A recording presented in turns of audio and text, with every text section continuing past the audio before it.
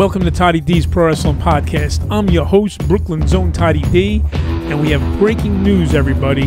WWE has come to terms on the releases of, believe it or not, Braun Strowman, Aleister Black, Lana, Murphy, Ruby Riott, and Santana Garrett.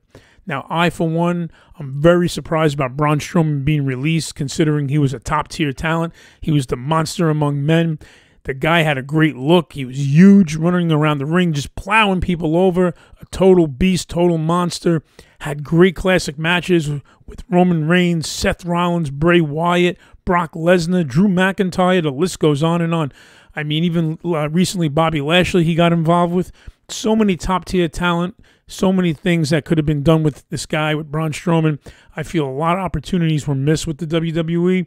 So who knows? Maybe it's a blessing in disguise that the guy got released. Maybe he can go to AEW or another promotion, reinvent himself, and come back, bigger, better, and badder than ever, like they always say. Now you have Aleister Black. Ever since he got called up to the main roster from NXT to WWE, not much has gone on with this guy. I mean, he had a couple of classic, matches. He had some good matches, with Murphy. But other than that, nothing really to brag about. Then Seth Rollins went to go take his eye out with the whole eye patch thing, which I thought was kind of lame. But other than that, there weren't really a lot of opportunities for Aleister Black. So now that he's out of WWE and his real-life wife, Zelina Vega, she's been gone for a while, maybe the two of them will resurface in AEW or another promotion, husband-wife type of team. You never know. She might manage him. So we'll have to find out and hopefully see if that, comes to fruition. You have Lana. Recently, Lana teamed up with Naomi. I mean, they had to, increase the women's division, I guess, for the tag teams. But, not to disrespect Lana. She was not originally a wrestler. She was a valet to her husband, Rusev, now known in AEW's Miro. So she was never a, a major wrestler. She did come a long way. I mean, Nia Jax put her through 9 weeks in a row worth of tables. And, she started getting her respect. But who knows? Maybe she'll show up in AEW, with Miro, the best man. And now they'll become maybe the best husband and wife team. Who knows? I guess we'll have to, wait and find out. As far as, Murphy's concerned, I was a huge fan of Buddy Murphy. I mean, the guy can go. He had a good look, good wrestler, very solid. And, since he wasn't properly utilized in WWE, I can see him being properly utilized in AEW, Impact, anyway, right? Ring of Honor, MLW. I mean, you name it, he has a fighting chance. So, good luck to him as well. Now, as far as Ruby Riott, she was, recently again teamed up again with Liv Morgan. They revitalized the Riott Squad, but nothing really came out of that. And before she got back with Liv Morgan was supposed to be a singles breakout star, which never really happened.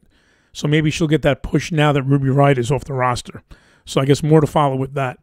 But, you have a lot of people that were in WWE that have significant others. They're a significant half in AEW.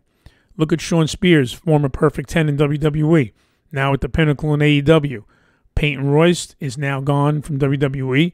So once her contract expires, I would not be surprised if she resurfaces in AEW since her husband's there. Maybe Billie Kay will come with her. Who knows? You have, like I mentioned earlier, you have Miro in AEW. Lana can go there with him. Chelsea Green recently left WWE. She's currently engaged to Zack Ryder. So maybe the two of them will show up in AEW together as a combo.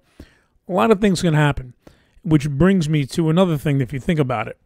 You have first Matt Hardy, then Christian, then Big Show, a.k.a. Paul White, and now Mark Henry, all joining AEW. And what is the one thing the four of those guys I just mentioned have in common? The common denominator. Not WWE, Randy Orton. If you think back, Randy Orton had shit to do with all four of them before they left the WWE. He had the match with Matt Hardy where he knocked him out and embarrassed him. Christian Cage came out of retirement for one night and one night only. He got punted in the head for his troubles by Randy Orton. Then the Big Show got humiliated backstage by Randy Orton. And then a few weeks after that, what happened? Mark Henry on a scooter I guess, rehabbing an injury to his leg, he got humiliated by Randy Orton. So are these just all coincidences, or is there a pattern? I think there's a pattern.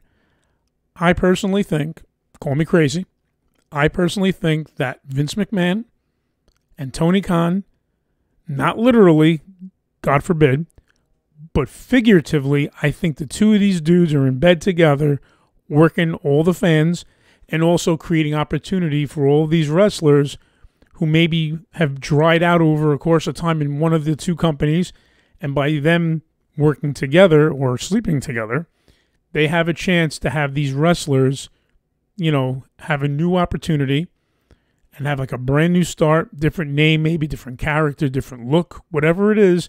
They can jump ship from, you know, WWE to AEW. Because, you know, let's face it, you know, companies in the past have worked together, you know, that's been actually, you know, open to the public for their own knowledge to, you know about. But WWE and AEW, it's not official that they're working together. But looking at all the evidence that I just broke down for everybody, it makes sense. I mean, why wouldn't Lana go to AEW with Miro there? Why wouldn't Peyton Royce go to AEW with Shawn Spears there? You know, how is it that Matt Hardy, Christian, Big Show, and Mark Henry all went to AEW, and their last segment they had in the WWE, all four, was with who else but Randy Orton? I don't think it's a coincidence, everybody. I actually believe that there's a pattern here, and this is, you know, they're totally working all the fans. But who knows? I guess I'll believe it when I see an AEW wrestler or WWE vice versa cross over and do some type of invasion or some kind of run-in. So until that happens, you know, we can simply speculate. But Vince Russo, a while back, he did mention that he believed that WWE and AEW were working together when AEW like first, you know, came out and made the announcement. So, you know, and everybody made fun of Vince Russo for it. But you know what? He might be right here. You know, we're going to have to find out eventually. But so, you know, there's probably going to be more releases to follow. Let's just say that, you know, Vince and Tony aren't working together. Let's just say these are legitimate, you know, fires, and they do go to AEW. Once we have live crowds back in this wacky world we call professional wrestling, once we have these live crowds back, I think Vince McMahon has made a serious mistake. This is if he's not working with AEW between the scenes, because you're losing a lot of big talent. You're going to piss off a lot of fans, and certain talent that you're releasing that has a huge fan base. And if they go to AEW, you're helping them with their ratings to, you know, get boosted up. And as of right now, people are not considering this any type of war like the 90s, you know, Monday Night Wars with WWE and WCW. So right now it's nothing like that. But if WWE keeps releasing top-tier talent or mid to top-tier talent, and this is not a work by WWE and AEW working together, that is, then they can really be shooting themselves in the foot and hurting themselves big time. I guess we're going to find out eventually what's going to be happening. But in the next 2 to 3 months, depending on when their contracts expire, this should be very interesting because, you know, depending on when their contracts expire, you know, we might see a lot of, you know, faces popping up in different promotions. And it's, you know, shit's about to get real. It's about to get interesting. But, you know, this is a short podcast. I just wanted to bring out the breaking news to those of you who are not aware about it. So, you know, I want you guys to drop me some tweets at Toddy D's Pro Wrestling Podcast.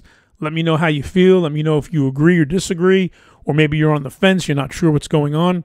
But either way, I believe that shit's about to get interesting either way. So I guess we're all going to have to stay tuned. So once again, I'm Brooklyn's own Toddy D. Thank you for joining Toddy D's Pro Wrestling Podcast. As always, stay tuned for future guests coming on the show. And until then, we're out.